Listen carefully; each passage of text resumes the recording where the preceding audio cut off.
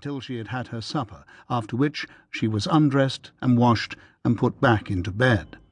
This was a complicated endeavour, as it was a high four-poster onto which she needed to be hoisted, as she could no longer climb the few wooden steps that ordinarily provided access. She refused to sleep in any other bed. She had been born in this bed, she claimed, although in fact she had not, and would die in it too. Or die getting into it, more likely, Coral thought. So she was unusually exhausted when she descended the stairs. Exhausted from the combination of travelling, arriving and settling in, meeting her new patient, hoisting her into the ridiculous bed, and was not happy to see Major Hart waiting at the foot of the stairs, leaning over his cane. She paused at the landing and looked down at him. It appeared as though he was attempting to strike a rakish pose, but the utilitarian purpose of his cane could not be disguised. "How is Mother?" he asked. How am I to know? Coral thought. It was too exhausting, what people expect. Of course your mother was not well. I would not be here if she were, and since I've only arrived today, there's nothing to which I may compare her health. And why did he say mother? Why not my mother? "Your mother is weak," she said, "and fretful, but stable, I think. I've given her an injection. She should sleep through the night." "Is she in great pain?" "No," said Coral. "The injection will alleviate any pain." "Ah," he said, as if her answer had been clever. He was looking down at his hands. One clasped the knob of his stick, and the other clasped its mate. A clock chimed somewhere.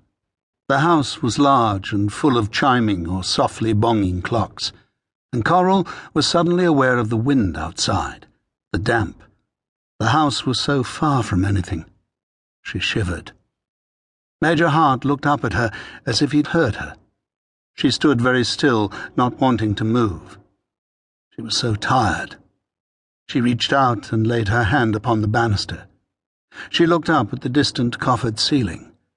She thought of how tired she was, and of the little room on the attic floor that had been shown to her, the little room that was now hers, how its narrow bed had not been made, just the bare mattress on the crude iron bedstead, elaborately mapped with ancient stains, the linens stacked at the foot. And why should I expect anything different, she thought. Who in the world should have made the bed? I should be happy the bed is there, the little room there. So many people do not have little rooms and beds. "I thought perhaps—" Major Hart began, but faltered. "Yes," she said, and she could hear in her voice her exhaustion, her dismissal of him. So she said it again. "Yes," in a softer way.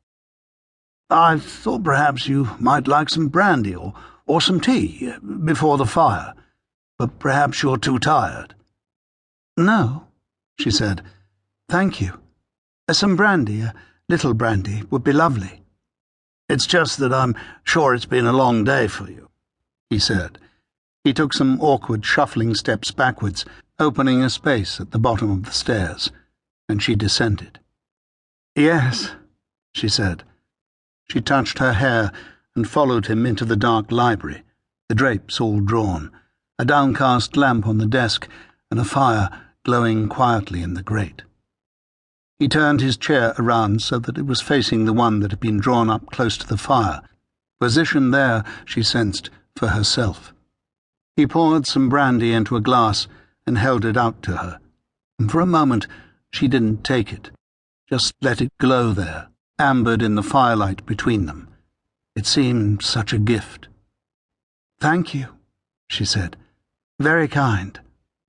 He said nothing, and she could not make out his expression in the gloom. He had a soft, handsome face, and although his hand shook, his face had an utter, almost eerie calm. "Aren't you going to have any?" she asked. He didn't answer, but poured another glass. He held it towards her, but the fire had shifted and the liquid remained dark. "Welcome to Hart House," he said.